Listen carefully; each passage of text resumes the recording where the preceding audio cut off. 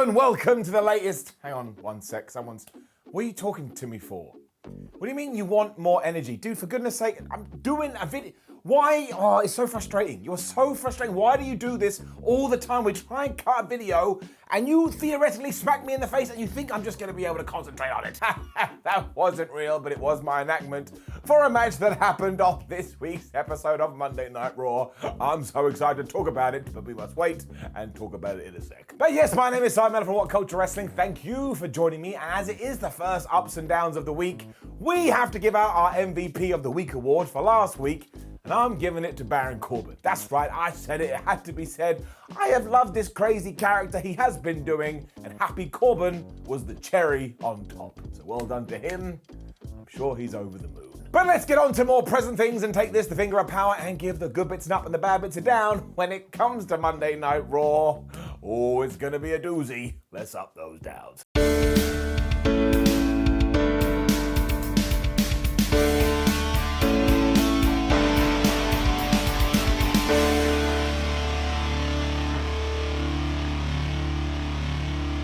I think we have actually decided to do something with Damian Priest. I know, let's all calm down because it all could go terrible very soon. But not only was he opening up Raw here, but he was about to get the biggest win of his WWE career. During when he was talking though, he also went after Bobby Lashley, said he was going to be the most dominant US champion ever, offered an open challenge. It was almost like, hey, here we have this cool dude that we want people to enjoy. Why don't we put him in a position where people can like him and enjoy him?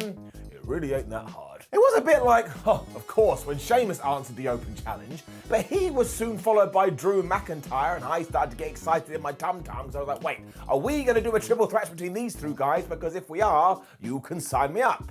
That sounds like I wanted to be in the match. Of course I did not, but you take my point. Now the only problem here is that the match should have started right away. We should have just gone from this and segued straight into that fight. But instead, we had to do the usual thing that WWE Raw always does and ensure the opening goes on for at least 72 years. So then MVP and Bobby Lashley arrived and they were talking absolute gibberish. Because at first they were literally just going, we just wanted everybody to know that Bobby Lashley will not be doing an open challenge for his world title because he's already beaten everyone. I was like, well, you didn't need to tell. This is like hearing somebody else's conversation. You just pop your head and go, oh, by the way, I'm fine. It's like, okay, bro, we're going to go over here. We don't want anything to do with you. As it turned out, Bobby Lashley did have another desire, which is that he wanted to challenge Damian Priest for the United States Championship so he could be a double champion. Now, I did quite like this because it's always good to associate people with Damian Priest in the world title picture, even though it was the other way around. But unfortunately, this does mean that WWE has zero plans for Bobby Lashley's world title at the moment, so he's just being thrown into everything else. Whatever. I was then screaming at my TV, would you just get on with it? Because RK Bro then came out as well, and this was one too many. Even though they are a brilliant tag team and I enjoy seeing them, you just shouldn't have been doing it here. I was like looking at my fake watch going, this is going on for an awfully long time. Riddle proceeded to question how on earth anybody would be able to carry two belts before realizing that technically he does have two belts as well. And the long or the short of it is that yes, we are going to do that triple threat match later, but kind of incredibly, we're also going to do RK Bro versus Bobby Lashley and MVP for the Raw Tag Team titles. And that's a match I've never seen before, and it was happening on Raw. I kind of got a little bit scared because I was just so unused to this. Eventually, Sonya Deville and Adam Pearce arrived to make all of this official, which meant the hook for Raw was pretty good. But yeah, we can't get over the fact that I think I aged 22 years during this. Like I grew a beard, and I shaved it off again, and my hair grew back, and I lost it again. We really need to cut these things down. It was just a bit long in the tooth down. Because WWE are nuts, we then had a little bit more talking because Nia Jax, Shayna Baszler, and Rhea Ripley and Nikki Ash were just going, well, I don't like you. Oh yeah? Well, I don't like you either. Eventually, we did get Shayna Baszler versus Rhea Ripley. Thought it was fine. Now, it is sad to think that Shayna Baszler at this stage isn't going to get any kind of singles push, and that just baffles my brain because she's so good. But at least I suppose here she was in control for a large portion of the match. You know how that goes. WWE does have a pattern. I also want to throw in here quickly before we do get on, I do enjoy Ripley and Ash as a team. They just have something to them, even if there was no story as to why they got together. So I was having quite a good time here before, as always, WWE went WWE. Because as ever, Nia just went potty on the outside at one point. She ran through Nikki Ash, and Rhea Ripley was like, no, my friend. And she got distracted. And then Shayna Baszler hit the most devastating move in all of sports entertainment, the surprise roll-up. But Rhea Ripley is a smart wrestler, and she reversed the most devastating move in all of sports entertainment into her own most devastating move in sports entertainment. There we go, I did it. And she got the 1, 2, 3. But it still counts as a distraction finish, even if Nia Jax's distraction didn't go the way she wanted. This is just getting ridiculous now, and of course that does have to get her down. And when we bring down the distraction counter, it's up to 95. Now, I don't know what to do, because I promised to retire when it got to 100, but it kind of feels like for the sake of science, we have to carry on. I mean, WWE, if you are watching, there are other ways to end a match. Nia also laid out Rhea Ripley after this thing, and we will talk about that in a second. I am so excited. The Viking Raiders were then back, and I actually said, well, where the hell have you been? Like I was their dad and they'd missed their 9 p.m. curfew. They did a quick promo when it turned out they were going to be taking on Jinder Mahal and Veer, and I started chuckling because Jinder is now officially the pinball wizard of WWE. Every week it's just ping, ping, ping, ping, ping. You never know what kind of match he's going to be in.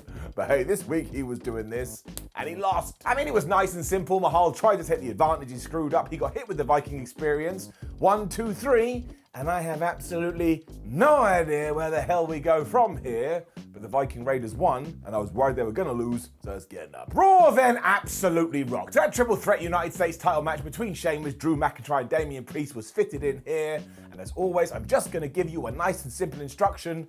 If you haven't watched it, go and watch it.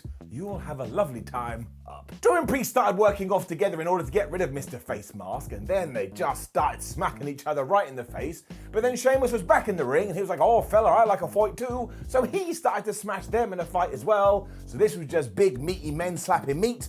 You know how we all feel about that. Because they are all big guys, WWE did that thing where they run and somebody gets out of the way and they smack a post, but then Drew McIntyre did the opposite of that because he did a crazy flip dive over the top. And he did that, oh my gosh, there's 2 people on a turnbuckle, so I'm going to give them a suplex.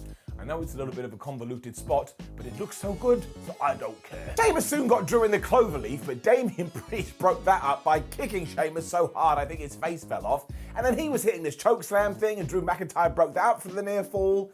I mean, this was just super duper happy fun times. Drew then went for the Claymore, but then we had this awesome cut-off where Sheamus hit with a knee strike instead, although McIntyre did get up and hit him with another one. But sadly for him, the Irishman fell out of the ring, and that allowed, if you can believe it, Damien and Drew McIntyre to get into it for a little bit before Damien just hit the reckoning, and Drew McIntyre was down. The ref went 1, I said, oh, Sheamus is going to break it up. And the ref went 2, I said, oh, Sheamus is going to break it up. And then just even before we got to the 3, I thought distraction, disqualification, there was nothing, and Damian Priest pinned Drew McIntyre, and I nearly exploded. And look, all of a sudden now I think, well, Drew McIntyre's a rubbish wrestler because he lost the match. Of course I don't. And if anything, my overwhelming feeling was, wow, Damian Priest, he's so great. Wouldn't I want to be his friend? But he just got caught by a massive move from a massive guy who's also the United States champion. So see, WWE, you can do it, and everybody's going to be fine. And Damian Priest and Drew McIntyre shook hands afterwards because they're still buddies.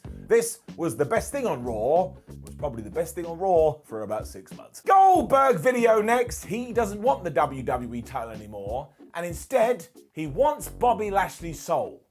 So unless he's been talking to The Undertaker or Papa Shango, what a pile of crock this was. It does seem like we're going to get that rematch in Saudi Arabia, and given that I suppose it's not going to be for the WWE title, I'm now very worried that Bobby Lashley is going to lose. So I'm going to take that feeling and throw it over there, because I don't want to have to deal with it. Went from this to Reginald in a park again, and this week R-Truth was dressed up as a dog owner, and Tozawa was dressed up as a dog. All of those things I said are true, and I realized when I was watching this, I'm going to be dead one day, so I only have a limited amount of minutes in my life, so I don't want to waste any time talking about this. Quickly, I do like all 3 guys, but this was exactly the same as last week. Let us just move on. Eva Marie versus Dewdrop was next, and I hope you didn't tune in going, well, WWE's been advertising that match for 7 days, and I kind of want to see it. Because you did not get it down. Instead, the Drop just attacked Eva Marie when she was already in the ring, beat the living flub out of her, and then pinned her, but the match hadn't started, so Dewdrop counted the 3, And then when it was time for the match to start, somebody went, oh, well, Eva Marie can't compete because she just got her ass whipped. And I was like, yeah, dude, what the hell were you thinking? And look, was this better than them having a match and Eva Marie winning? Of course it was. But I kind of felt sorry for Eva here, which absolutely was not the point. So I didn't get this one at all. Maybe I wasn't meant to. Maybe bored people weren't meant to get this match. Well, it worked because I didn't. Quick interview with Charlotte Flair next. She is not intimidated about facing Nia Jax later. That's like in hindsight, oh, you really should have been. I'm still very excited. I swear that this week's Raw was booked just by getting a hat and pulling names out and just putting people together, because following this was Karrion Kross, who yes is still dressed like a sex slave, taking on Humberto Carrillo. And this was like 2,892 divided by 42,763. When I tried to work it out, I just couldn't do it. The thing is though, Karrion Kross won. And I get it's just against Humberto Carrillo, who never gets much of anything. But they had a 4 or 5 minute fight, and then he locked in the cross jacket, and Humberto tapped out. Now it seems vastly unfair that Ricochet didn't get a little bit of something last week, but we can't moan, I always say this, but I'll say it again, we can't moan that Jeff Hardy beat Karrion Kross, and now Karrion Kross is wrecking fools, so we do have to give it an up. But it is a very, very confused up, because this really does feel very directionless. I also noticed something during this. When it comes to Karrion Kross's sex slave outfit, I think the WWE has been inspired by He-Man. He had the whole cross thing, so maybe somebody looked at Karrion and went, do you want to be He-Man? And Karrion was like, yes, I really do. So if I were you, WWE, let's go less sex and more He-Man. Hopefully we can make this work. Nia Jax then told us she was going to shove a crown up Charlotte Flair's ass. Now, I hope she didn't mean this literally, because WWE is a PG show, but that's what she said she was going to do. We also saw RK Bro, who did the whole Riddle talks for a bit thing, and Randy Orton walks off. But you know how it goes. These two are absolutely brilliant. And now, my friends, it is time to strap yourself in. Why? Because it was indeed Oodalali. Charlotte Flair versus Nia Jax. Now, I will admit that I couldn't take my eyes off this, and that's because halfway through, I think both women decided, I don't really like you very much. And the other one's like, well, I don't like you either. Why don't we have a fight? But then their instincts told them, well, we can't really have an actual fight because it's professional wrestling, so why don't we just pause and slap the shit out of each other? And then Nia Jax was like, oh, you're hitting the ropes like Charlotte Flair. Well, I'm going to no-sell that. You owe it to yourself as a wrestling fan to go and watch this. I think it's on YouTube. I have no idea what the hell happened. And look, there's every chance we're being worked. Maybe Charlotte and Nia had a chat backstage and let's get the internet talking, and they did a great job. But what a funny way to go about it. Because Nia Jax was dropping Charlotte on her head over and over. At one point, Charlotte did this moonsault and just clocked Nia Jax right in the skull. And I genuinely do believe that about halfway through, they were so pissed off with the other one, they were like, no, I'm not doing it anymore, screw you. And look, I get the other side of this. Some people have said, well, I actually quite liked it because in wrestling, this would happen. And sure, to a point, but when I was watching this, my insides were dying because it was one of the most awkward things I've ever seen in my life. Although it couldn't have been that awkward, I watched it twice. And there was this crazy bit where Nia Jax just half-heartedly picked up Charlotte and she just slipped off Jax's back, and eventually Nia grabbed her and gave her the stiffest choke bomb you've ever seen, and she also beat Charlotte Flair. So my brain was just dying. I was like, wait, a week ago I thought it was going to be Alexa Bliss versus Charlotte Flair, but now Nia Jax has arrived and she has destroyed everybody. I don't know what the hell is going on. I mean, I feel like I need to go back and do a thesis on this. It was so bizarre. So please, get in the comments. Let me know what you think's happened. I mean, my gut would tell me this just fell off the wagon completely, and maybe they did have a spat. What I do know is that it has to get it down. Like, it was good television, and I'd rather Raw was like this all the time as opposed to be dull. But it did not work if you're just a casual viewer. You must have been... It'd be the equivalent of all of a sudden me hosting a video like this. Give me a second. There we go. I'm going down. You tune in and you just hear this. And no one explains what's going on. You're like, wait, I've tuned in to a video thing and I can't see anyone. Then halfway through I just go, oh, hello everyone. You'd be like, this is not how it works. I think this was the greatest thing I've ever seen in my life. And unfortunately, it's from one down to the next, because basically repeating what I said earlier, if you tuned into this week's Raw to see Miz and John Morrison, which actually I did, I was quite excited for that match. Did you get it? No, you didn't deserve it. Down. Because apparently Miz was in Hollywood or something. I don't know what John Morrison was going on about. But his logic was, well, I was the bigger man in our partnership, so now I want to fight a big man, so Omos, I'm challenging you. And I was like, that is one of the weirdest sentences I've ever heard. Omos then turned to John Morrison and said, well, it sucks to be you. And Morrison even agreed with this. So why was he doing it? And Johnny Drip Drip walked to the ring and he got his ass kicked. Omos just beat him after a couple of minutes, courtesy of the tree slam. And I want to make it very clear, I like Omos. I always see people ragging on him, but not every single wrestler has to be flippy dippy doodah, although I love that stuff as well. If he just wants to plod around the ring, go, man, I'm really tall, and beat the shit out of people, that is fine by me. But why the hell would we basically start a Johnny Morrison face turn and then do this instantly? As I've said many times throughout this video, it is lost on me. Then the hat was back because it was Xavier Woods versus AJ Styles. And look, I'm all good with AJ Styles versus Xavier Woods. They're two terrific wrestlers. But I was confused. A lot of confusion this week, but it was really solid as well because, of course, AJ Styles is one of the best professional wrestlers ever, and Xavier Woods is one of the most underrated wrestlers ever.